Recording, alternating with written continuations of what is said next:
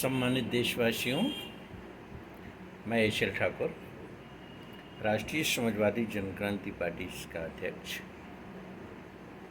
इस वीडियो के माध्यम से आप सभी का हार्दिक स्वागत, अभिनंदन और वंदन करना चाहता हूँ। जैसा कि प्रत्येक दिन एक वीडियो राष्ट्रीय समाजवादी जनक्रांति पार्टी के मिशन को लेकर के,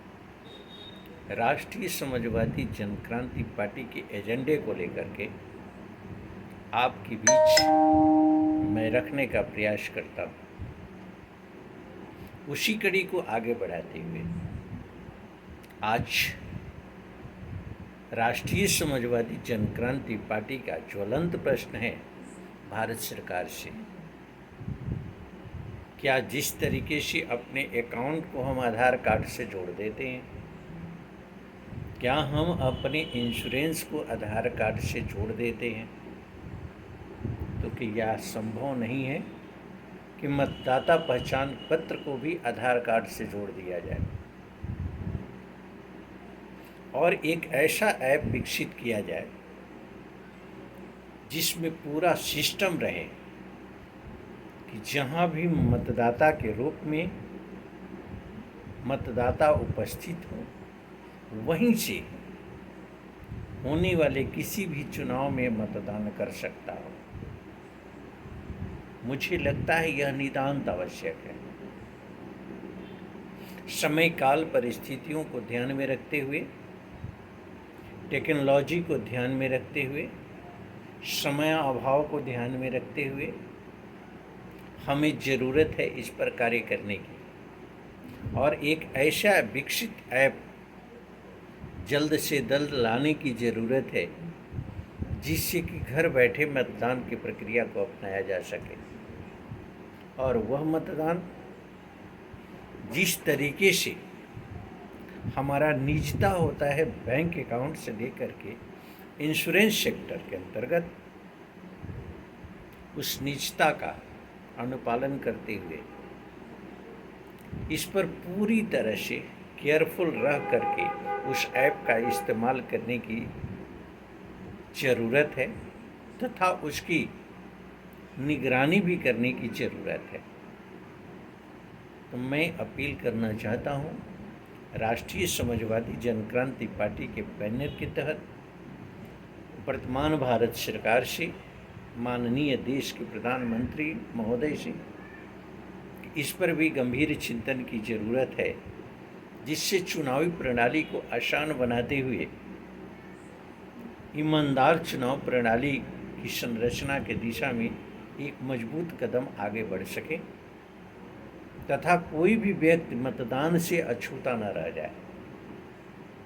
मुझे लगता है कि मत प्रतिशत में भी आमूल-चूल परिवर्तन होगा और मत प्रतिशत में परिवर्तन होने का मतलब कि सही व्यक्तित्व का चुनाव की दिशा में सोचना लोग आरंभ कर देंगे। आज जो स्थिति वर्तमान में चल रही है, कहीं पता चलता है कि 45% मतदान हुआ, कहीं 50% मतदान हुआ, कहीं 55% मतदान हुआ, तो शेष लोग कहाँ चले जाते हैं, क्यों चले जाते हैं? चुनाव के प्रति इतनी उदासीनता क्यों? जिस चुनावी प्रक्रिया के कारण हम उस शक्ति का निर्माण करते हैं जिस शक्ति से हमारा पूरा सिस्टम संचालित होता है, जिस शक्ति से हमारा सुरक्षा का मैटर जुड़ा रहता है, जिस शक्ति से हमारा भविष्य का मैटर जुड़ा होता है, जिस शक्ति से हम अपने व्यक्तित्व, समाज और देश के निर्माण के सपना देखते हैं और उस पर अमल करते हुए तमाम सिस्टम पर नियंत्रण हम करते हैं और ऐसी कंडीशन में मतदान के प्रति उदासीन होना, चुनाव के प्रति उदासीन होना, ये कहीं से भी किसी भी दृष्टिकोण से देश के लिए बेहतर नहीं है। तो मैं समस्त नागरिकों से अनुरोध करूंगा कि राष्ट्रीय समाजवादी जनक्रांति पार्टी के सुझाए गए मतदान की प्रक्रिया पर अपना भी विचार अवश्य दें, जिससे भारत सरकार इस पर अमल कर सके, भारत सरकार भी इस पर सोच सके। और आप सभी से आग्रह है कि इस सोच को आगे बढ़ाने के लिए इस वीडियो को लाइक करें, कमेंट करें, शेयर करें, जिससे ज़्यादा से ज़्यादा लोगों तक इस भावनाओं को पहुंचाया जा सके तथा एक बेहतर चुनाव प्रणाली की संरचना को लेकर के कदम आगे बढ़ाया जा सके। तो मैं आप सभी से अपील करूंगा, इस पर ध्यान दें और मतदाता प्रतिशत को कैसे बढ़ाया जाए, मतदान की प्रक्रिया में हिस्सेदारी लेकर के बेहतर नेतृत्व का चुनाव कैसे किया जाए, चुनाव को पारदर्शी कैसे बनाया जाए, इस पर सभी लोगों को सोचने की ज़रूरत है। एक स्वच्छ सरकार को लेकर के आपको चिंतन करने की ज़रूरत है, इस पर पहल करने की ज़रूरत है। स्वच्छ छवि की सरकार तभी होगी जबकि आप जागरूक होंगे,